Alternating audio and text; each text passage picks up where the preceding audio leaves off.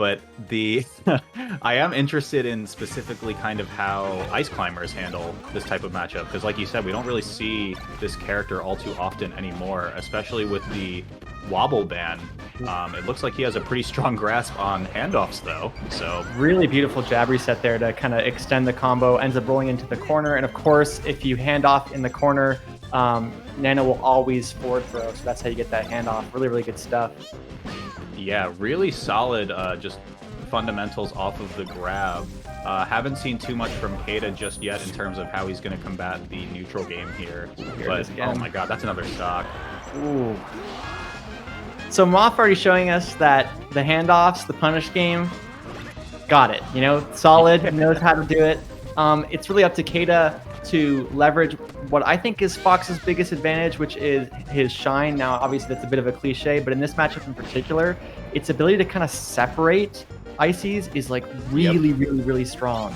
And it's just something that kind of like really the only other character Falco has.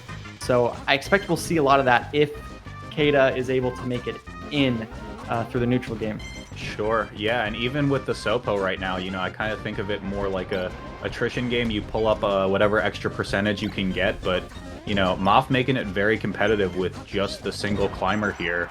Tacks on close to like 60% there before he goes down on his first stock. Yeah, I think that's absolutely the right way to look at it. Just as kind of like anything that I can get is a win for me. And looks like we might have had a little glitch here, but yeah, a little technical issue. It seems like we've frozen, but perfect time to talk about how the shine is separating the ice climbers. As you can see, that tool in particular, you see a lot of this kind of like run in, jump, like double jump shine, which is really good at breaking them up. And sure, yeah, it looks like we're just going to cut back right now as we figure out what's going on with this replay. MOF's super good. I mean, yeah, just in the first couple stocks that we saw, it looked like K8A was starting to kind of get at least some type of handle on how he wants to deal with the pair of climbers. But I don't know, man. Those two handoffs right out the gate and like just being able to position really well, having the awareness to pick up on drifts and then DI, especially when he was more like center stage. We saw on the second stock, he did down throw into up smash on Nana and actually converted that into a handoff after the fact. I'm impressed, honestly, and I think it's just interesting because we haven't seen ice climbers in a long time. Yeah, at least certainly not to the same degree. I definitely agree. I think one of the things that maybe, you know, K8A, for that very reason, like I know when you play against a wobbling Ices, you're like, I really don't want to get grabbed. It's just over if I get grabbed. And with wobbling not allowed, maybe you think, I mean, it's not so bad if I get grabbed, and that gets knocked out of you pretty quickly if you have a punish game like MOF. Like that did not look good. You kind of can't attack too unsafely, for lack of a better word. So yeah. So I mean, in any case, I guess we're just waiting to pick up perhaps where we left off. I don't know if it was just a desync from the players, or if we have to see a replay maybe, or just kind of reset stocks from where they were. Something I did want to talk about just in terms of what's actually going on in that matchup so far is they struck to Dreamland, and to me that's a little bit of an interesting decision. Do you have any thoughts on that? I feel like it would favor Fox with the space. I imagine, you know, one of the things I find is like how much space you want. Yes, it's dependent on the character, but it's also a bit of just a stylistic thing. Like, do you want room to run around, or do you like to be close quarters? There's that shine separating them. It's very, very good. But yeah, I don't know what you think. I used to play ice climbers, so I would not strike here personally. So I was interested that that's where they ended up. You know, just kind of playing through the two players' heads, I would assume that K8A would take away FD, or I guess FD is a counter pick now, right? So we don't even have to worry about that anymore. But yeah, you know, it depends on kind of the style of the Fox. K8A doesn't really seem like the run and gun type of Fox so far in terms of the first three stocks that we've seen out of him. So, you know, maybe something like a smaller stage would make sense. You know, not really opting for the gun all too much, but as we speak, you know.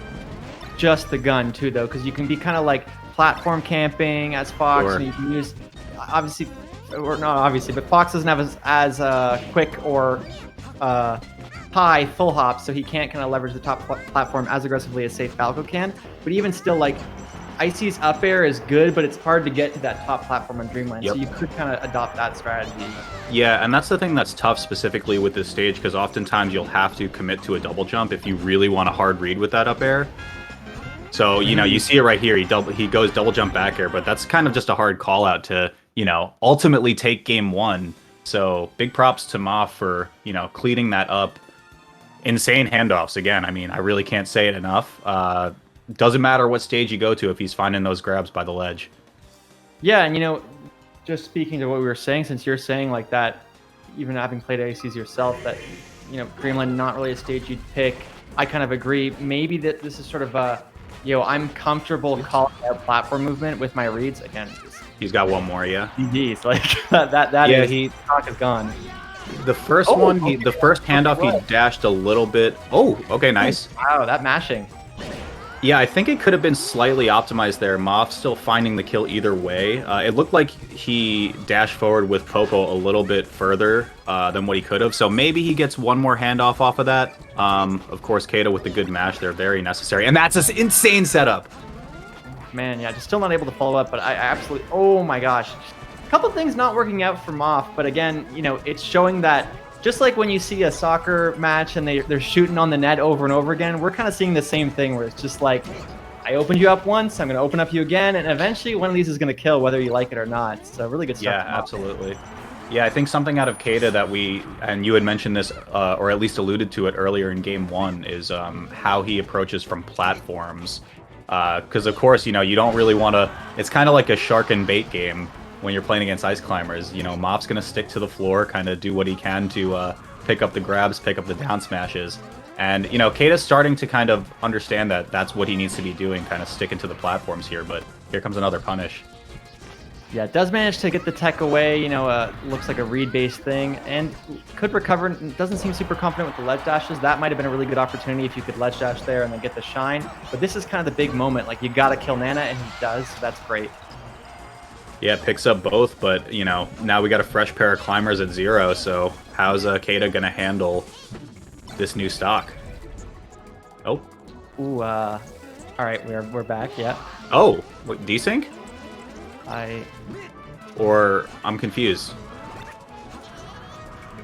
Yeah, a bit strange. Does look like maybe they paused. You know, maybe that's what it was. They paused out of habit, and then they went and took a stock, because the way the replay viewer works for this system is different. Like we're watching kind of a different feed, okay.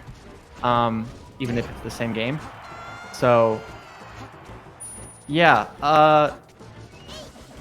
one of the things that I don't love about the way K8A has been kind of approaching the matchup, and obviously this is just kind of my philosophy, is it's a bit more grounded than I'd like. Not in the sense that I think you should be doing like a lot of jumping. It's more just, I think, like running shine in particular as a way to open up drill, I don't think is always going to be the answer, and they're relying on it a bit too much, I would say. Yeah, it kind of depends on, you know, how MOF is playing as well. We haven't seen too many just straight up neutral win openings off of K8A splitting the climbers up. It looks like most of the time he's just straight up killing Popo, which is pretty interesting. Yeah, and actually, you know, that's kind of a fun distinction that you see that is going to close it out, though. Between players when fighting against ice climbers is some really like to go for that separation into a clean kill on Nana, and others like to ignore Nana and go for Popo. And I would say I kind of favor the killing Nana just because it's a lot more consistent. You know, she can't DI in the same way. But oh yeah, for sure. Out for K8A there in that second last stock, but wasn't able to get the comeback.